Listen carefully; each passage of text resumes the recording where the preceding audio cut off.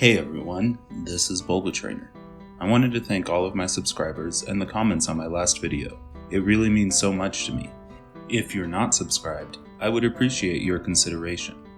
I also want to give a special shout out to the Elbow who designed my new icon and banner. They look fantastic and I am over the moon about them.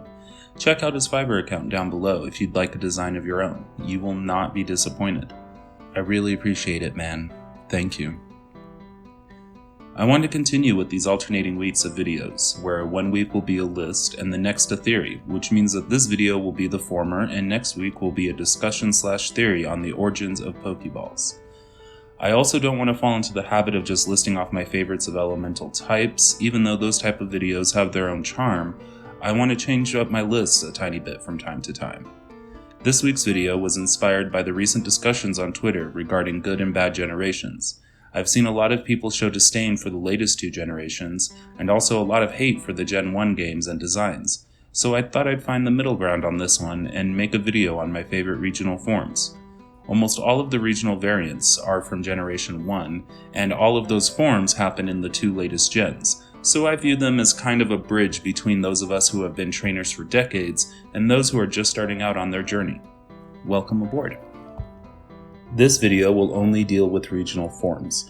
Mega Evolutions will be a separate video. Also, there are only 36 regional forms, so I'll be getting to about a fourth of them, or at least their lines in this video, which can seem lazy, but there are only 26 starter lines, including Pikachu and Eevee, and people make lists about those all the time. Finally, this is just opinion. These aren't even in any particular order, and if you enjoy other designs, that's awesome. The entire concept of this video was to try and bridge between people who might favor different generations, meaning that if we all differ, all the better for our community. Tell me your favorites down below and we'll compare.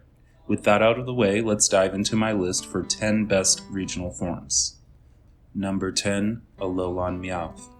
I was initially going to go with Galarian Meowth. The little cat gets a new evolution and the scraggly look is pretty neat, but as someone professionally trained in sarcasm and snark, Alola and Meowth has to get the love from me. Look at the way it stands, look at its battle animations and the way it's depicted in the anime. You know that every meow it utters is full of snappy retorts and criticisms. It's prideful and selfish, which in humans is a bad trait, but I am more than willing to accept in a Pokemon.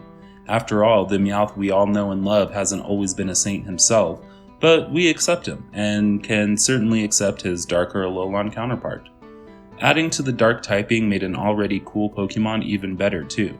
In my last video, I discussed how Meowth is one of my favorite normal types, but I'm not hating the dark typing in its Alolan form either.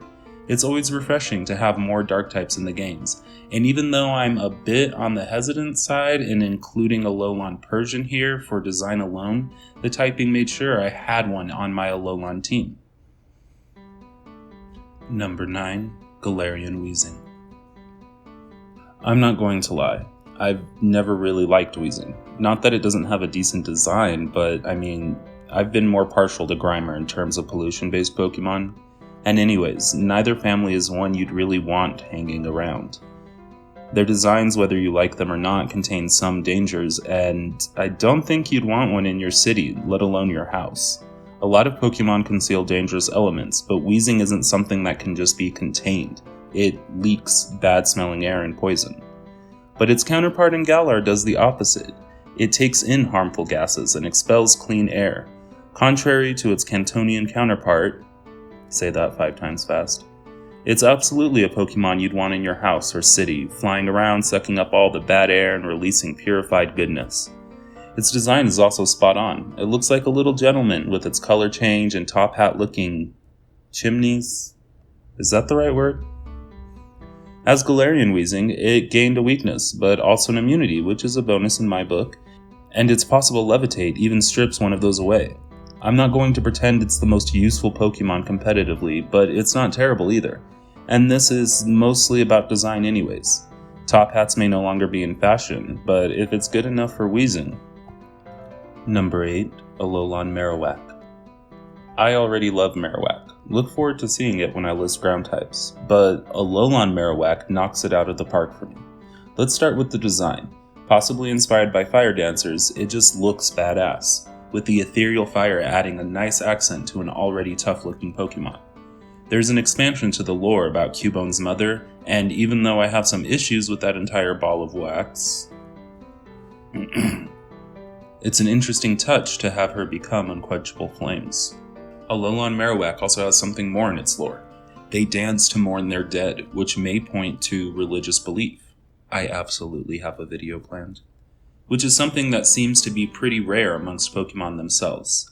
Shedding the ground typing for Fire and Ghost gives a hefty list of weaknesses, but also a longer list of resistances, which, for regular gameplay at least, balances out for me. I never scoff at a new Dark type, and even though I was a bit hesitant when the Alolan forms were revealed, Marowak quickly grew on me.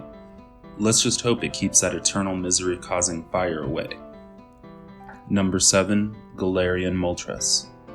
Like one of the legendary birds wasn't going to make it on this list. But only one. I'm not going to downplay it. I have found something to love about each one of the new forms for the birds, and I think it unlocks a whole bunch of questions regarding legendary Pokemon, their numbers, how they can get different forms, but this Moltres is killing it. There's a distinct familiarity in the design. You can tell right away that it's related to one of the original legendary Pokemon, but at the same time, the design is modern, meaner looking, and those flames are the most sinister looking ones I've ever seen. Well, second most. I don't know if it's the typing or its similarity to Yveltal in appearance, but I loved this bird the moment I saw it. Moltres isn't even my favorite of the original 3. Zapdos, fight me. But during the trailer for Crown Tundra, I knew this bird had to be mine. At the time of this video, I don't know how it'll play out competitively, but now might also be a good time to remind you that a lot of my favorites don't have to do with battling, and based on the number of people I've seen fawning over Galarian Moltres and its kin, I don't think I'm alone in that. Number 6. Galarian Zigzagoon. I don't get Zigzagoon that often in my playthroughs. I like the little raccoon dog, but I don't particularly like Linoon.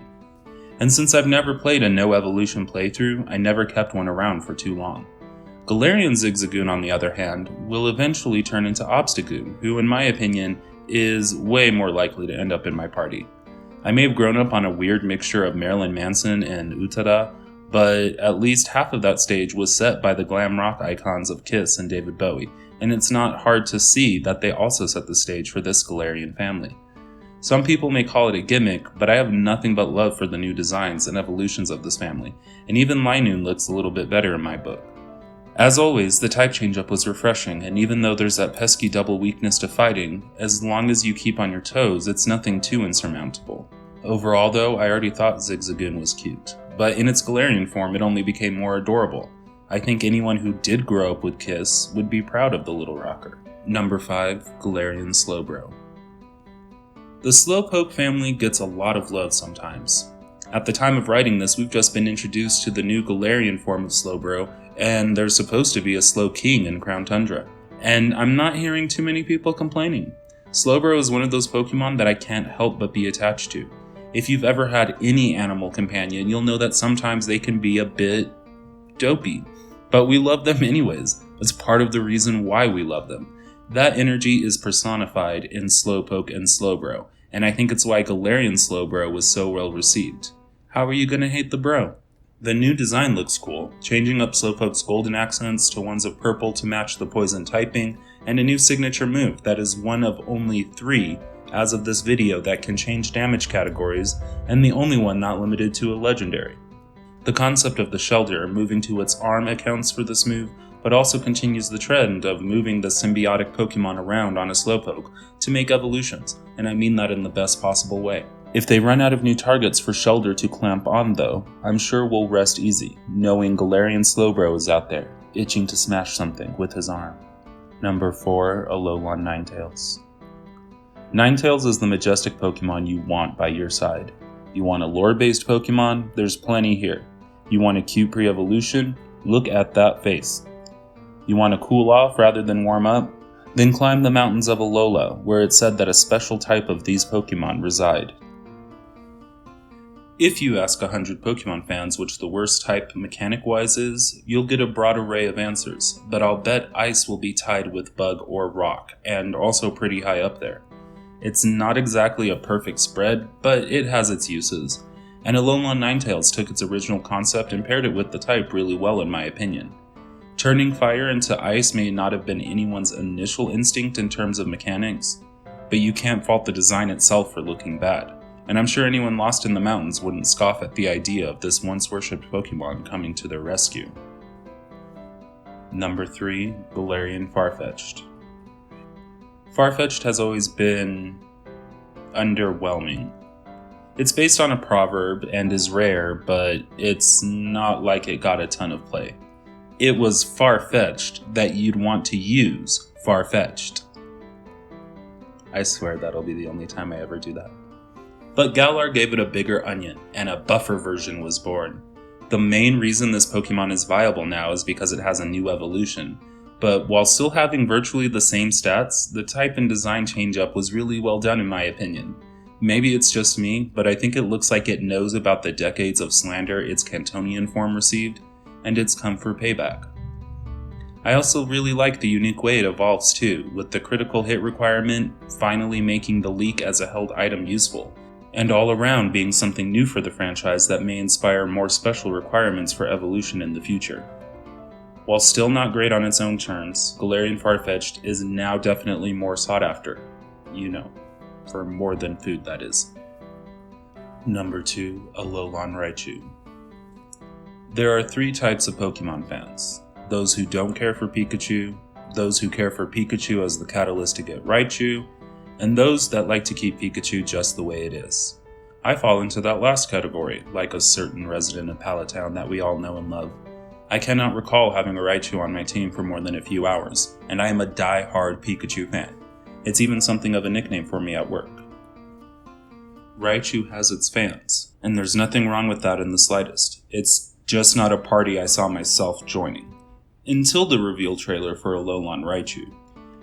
I don't know what it is about this surfing psychic, but I could not have designed a better evolution for Pikachu if I tried. Anyone who has seen the original series episode, The P Kahuna, knows where those eyes come from, and once you know that, the initial shock of this Pokemon is amended. In fact, that Pikachu had the ability to sense waves, which would help explain why Alola and Raichu has the psychic typing. It's a really neat callback to a rather old episode, if that is the source of it. I think what I love most about this Pokemon is that despite being from an island, they use their newly found psychic powers to surf on their tails, which is just unexpected in a game where you're surrounded by water. The type combo isn't bad in battle either, and it's unique.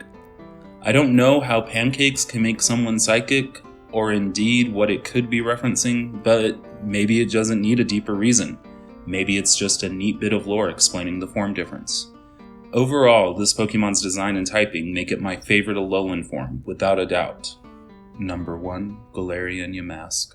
I've already stated that I love history. For some reason though, I never really got into Vikings. However, I've always enjoyed the look of the runestones. These chronicles are frequently decorated with images of dragons or snakes, and the design is unique enough that I recognized it immediately upon seeing Galarian Yamask for the first time. Even though it is said to be a clay tablet rather than stone, the immediate inclination to think of a cursed runestone isn't too far off from the actual lore of this Pokemon. Also, fun fact, the runestones that may have inspired this Pokemon and its evolution are commemoration stones for those who have passed away. Not exactly the same as a death mask, but similar in that neither is actually the body itself, but rather a memento created after death. It's another Pokemon that doesn't come into its stride until its evolution, but it's still an amazing design, has beautiful lore, and it's my list. I really hope you enjoyed today's video. I apologized if it was shorter or seemed more rushed than usual. Things are kind of crazy in my life right now. If you did like it though, please consider subscribing to help grow the channel. Don't forget to like and comment your favorites down below. And don't forget, next week will be the history of the Poké Ball. Click the bell so you don't miss it. A final shout out to the Elbow for my new icon and banner. Check out the description for a link to his Fiverr if you'd like some art in the same style.